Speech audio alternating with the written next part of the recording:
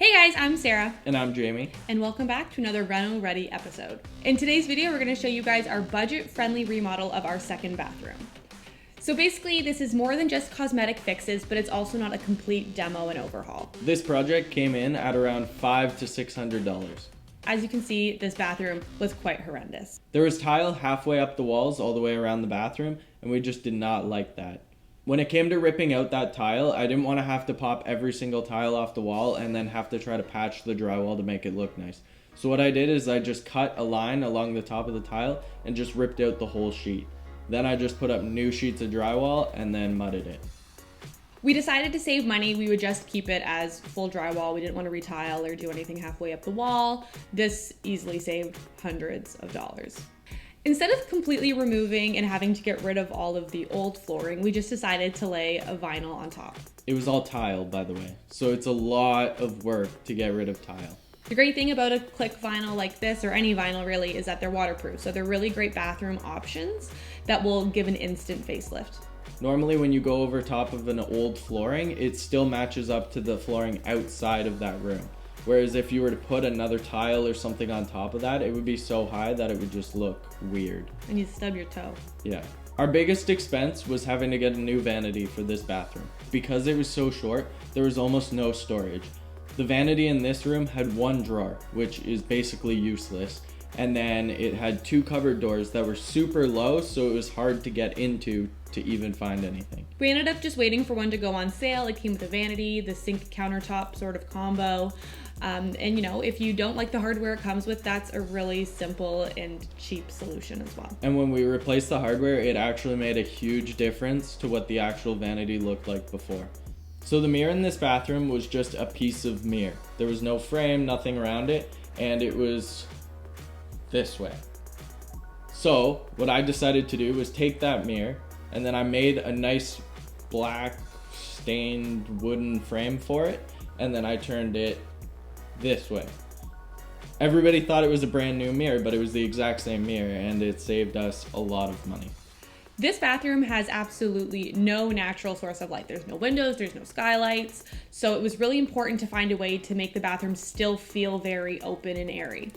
So we decided to put in some pot lights as well as a wall sconce above the mirror. A lot of this stuff comes down to just being patient and really doing your research, looking all the different websites, going to different liquidation stores, all that stuff, and you will save so much money. If you know you're going to be doing a renovation in a certain room in your house, start looking even like a year before. It doesn't hurt, and you will save so much money. Yeah, if you buy something here and there and then you start stockpiling everything, then it feels like you didn't even spend the money in the first place. Just make sure your vision doesn't change too much while you're doing that. That is a big issue.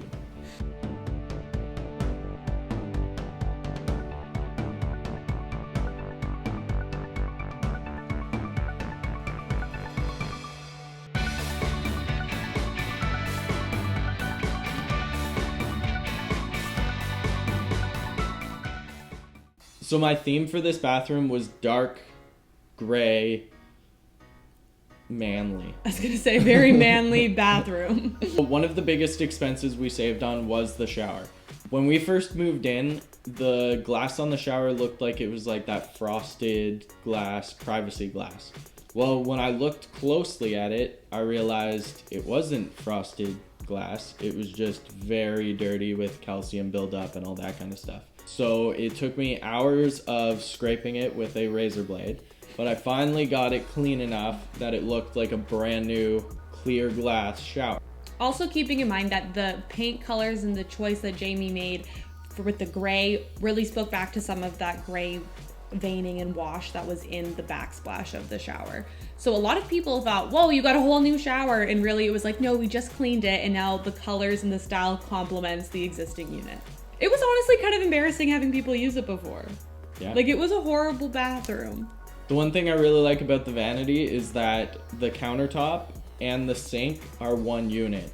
So it is super easy for me to quickly give it a wipe down for like water stains and that kind of thing. Because this is such a high use bathroom by all of our guests, we always want it looking presentable. nice. Yeah.